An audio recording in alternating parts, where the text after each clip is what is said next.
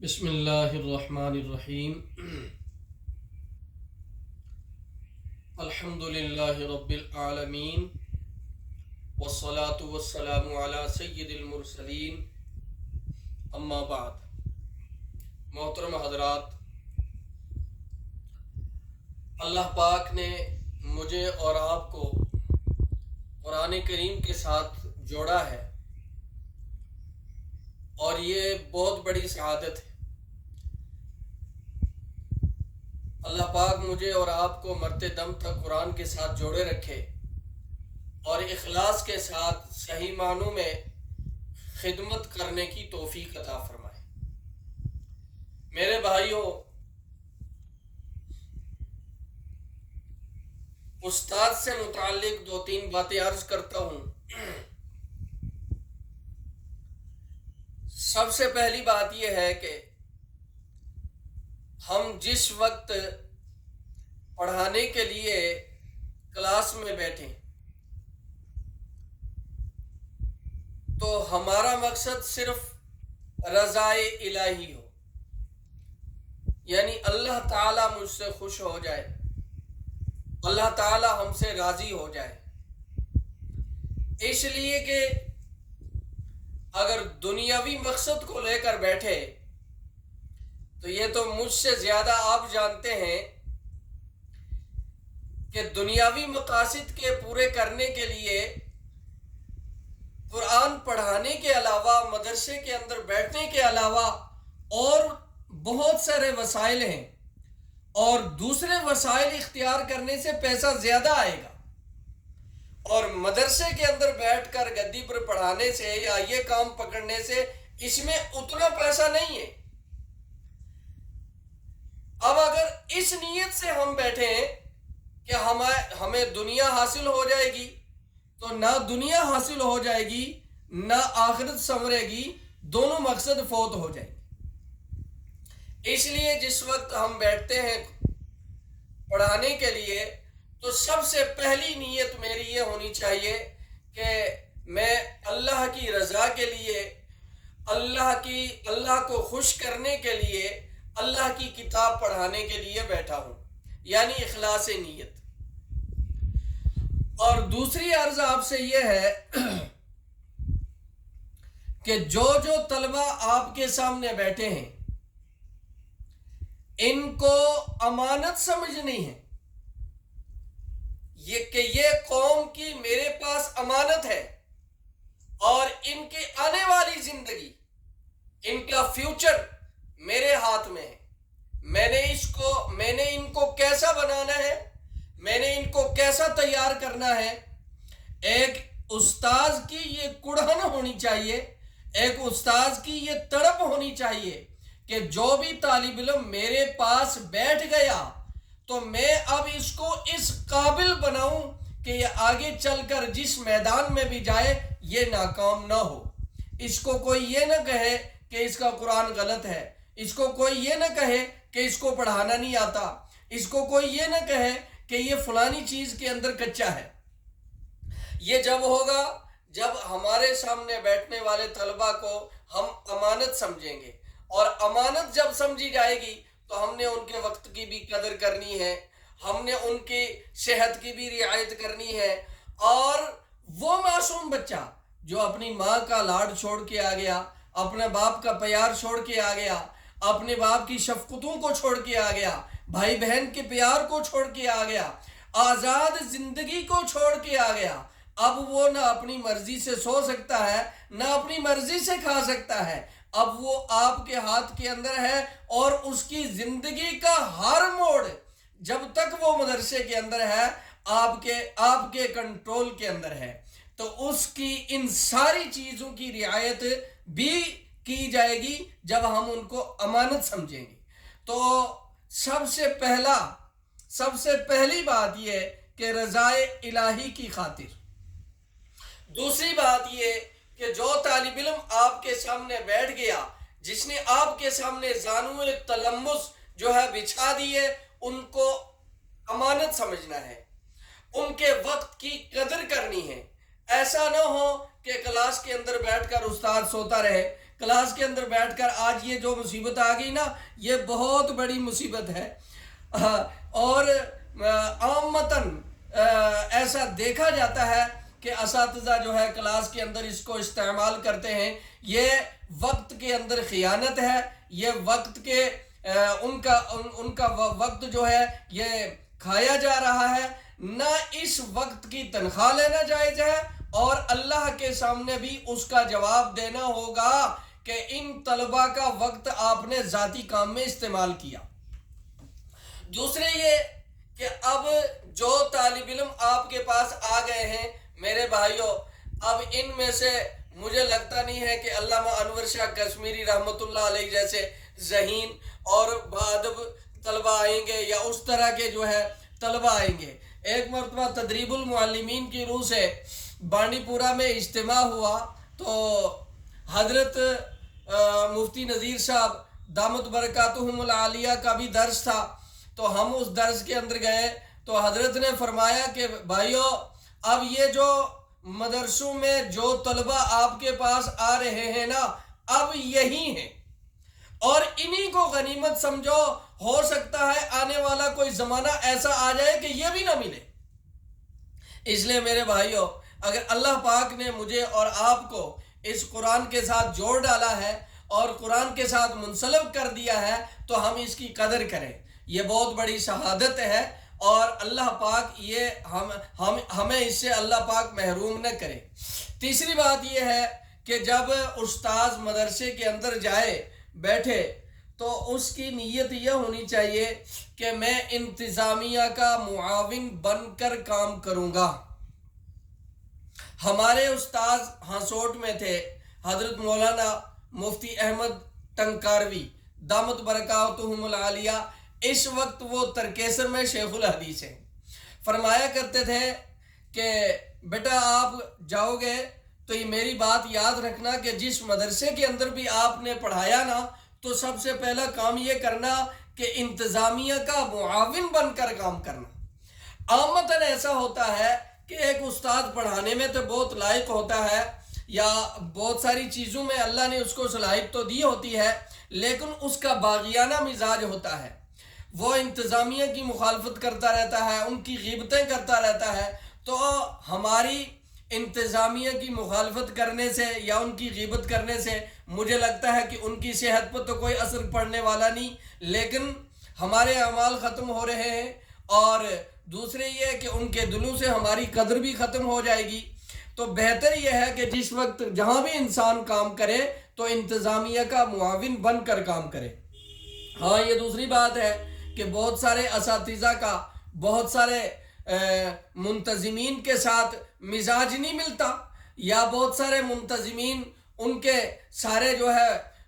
ضروریات پوری نہیں کر سکتے، تو اس میں بہتر یہ ہے کہ جس وقت آپ یہ سمجھے کہ اب میرا یہاں وقت نہیں گزر سکتا یا میرا ان کے ساتھ مزاج نہیں جڑ سکتا، تو آپ ادارے کو چھوڑ دیجئے، آپ سائیڈ ہو جائیے، الگ ہو جائیے، لیکن ادارے کی مخالفت نہ کیجیے۔ اس لیے کہ یہ ادارے یہ کسی کی جاگیر نہیں ہے، یہ کسی کی پراپرٹی نہیں ہے، یہ کسی کی ملکیت نہیں ہے، یہ محمد الرسول اللہ صلی اللہ علیہ وسلم کے جو ہے گھر ہیں، اور یہاں سے قرآن اور حدیث کی صدائیں بلند ہوتی ہیں۔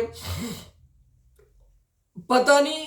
اللہ کو ان کی کون سی ادا پسند آ جائے اور ان کا بیڑا تو پار ہو جائے، اور ہم ان کو حقیر اور ہم ان کی مخالفت کرتے کرتے، ان کی غیبتیں کرتے کرتے جو ہے ہم اپنے اعمال کو ضائع کر دیں۔ اور پتہ نہیں ایسا بھی ہو سکتا ہے کہ بعض مرتبہ اللہ پاک کو کوئی عمل ایسا ناپسند آ جائے کہ اللہ ہمیں قرآن سے دور کر دے اور قرآن سے محروم کر دے۔ اس لیے بہتر میں یہ سمجھتا ہوں کہ جس مدرسے کے اندر بھی آدمی جتنی دیر کام کرے، اس مدرسے کے ساتھ دلی تعلق ہو، دل کے ساتھ اس کے ساتھ محبت ہو، اور انتظامیہ کا جو ہے معاون بن کر کام کرے، اور یہ مدرس کا اور استاذ کا شیوا ہے۔ تیسری بات یہ ہے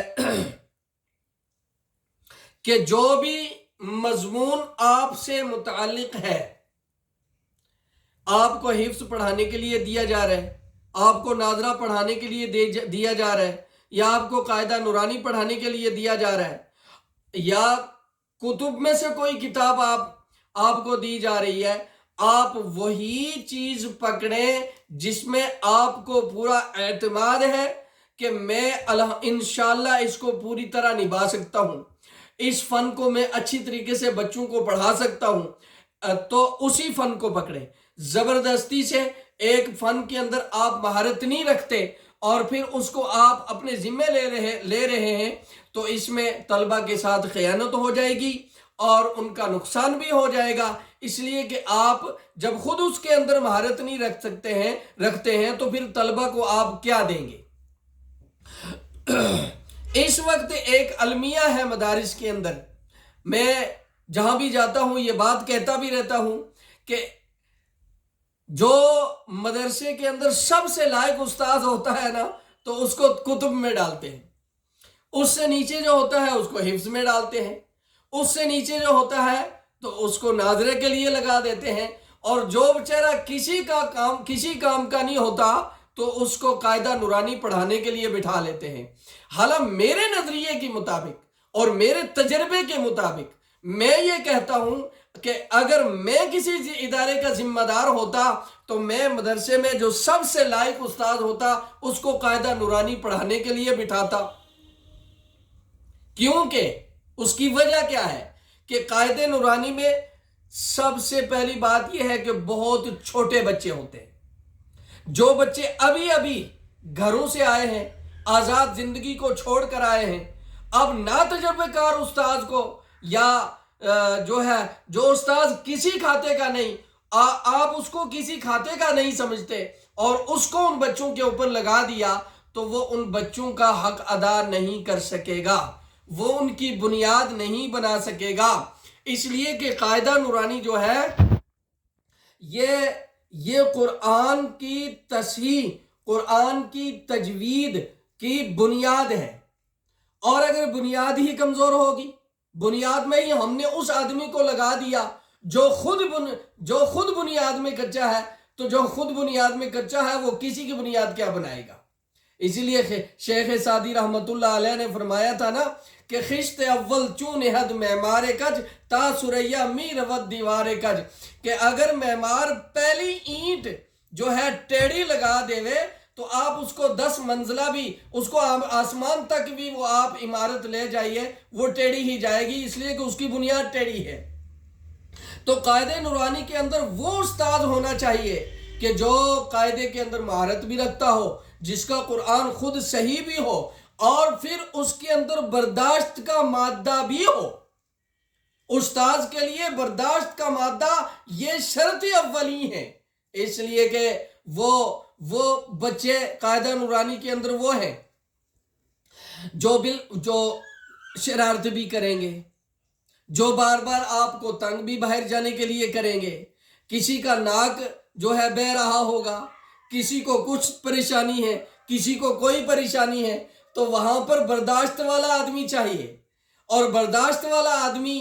وہی ہوگا جو تجربے کار ہوگا، جن کو بچوں کی قدر ہوگی، جس کے دل میں بچوں کی شفقتیں اور بچوں کے لیے جس کے دل میں محبتیں ہوں گی وہی برداشت کر سکتا ہے۔ اور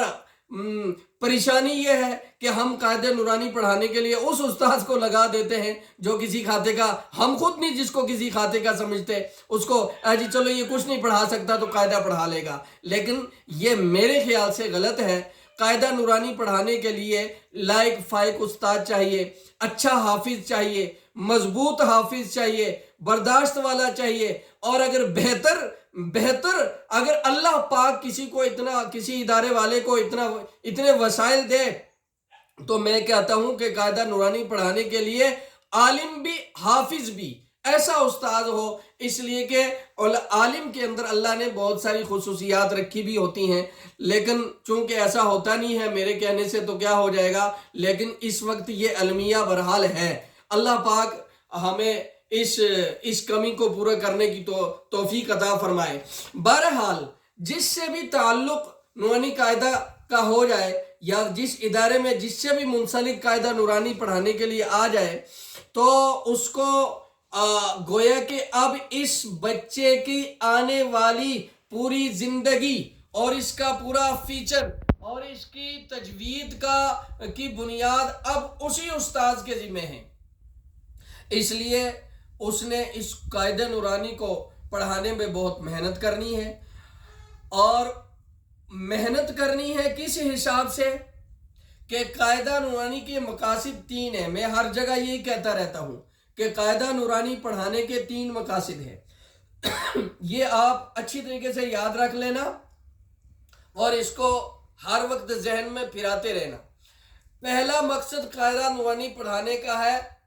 شناخت حروف۔ شناخت حروف، اگر طالب علم کو حروف کی پہچان نہیں آئی، پھر حروف کی پہچان 2 طرح کی ہوتی ہے۔ ایک پہچان ہوتی ہے مفردات میں اور دوسری پہچان ہوتی ہے مرکبات میں۔ یہ دونوں پہچانیں ضروری ہیں۔ اگر طالب علم کو حروف کی پہچان نہیں ہے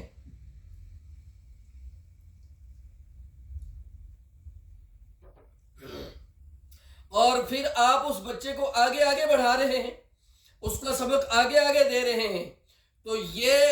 اس کا سبق آگے دینا، اس کو آگے بڑھانا، یہ کل آپ کے لیے بھی سر کا درد بنے گا۔ پھر جب یہ ناظرے میں جائے گا اس استاذ کے لیے بھی سر کا درد بنے گا۔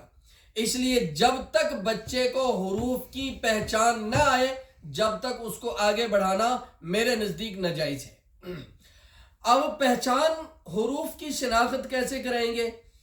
حروف کی شناخت ایک تو یہ ہے کہ الف سے لے کر یا تک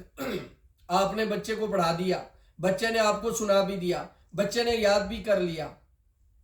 لیکن اب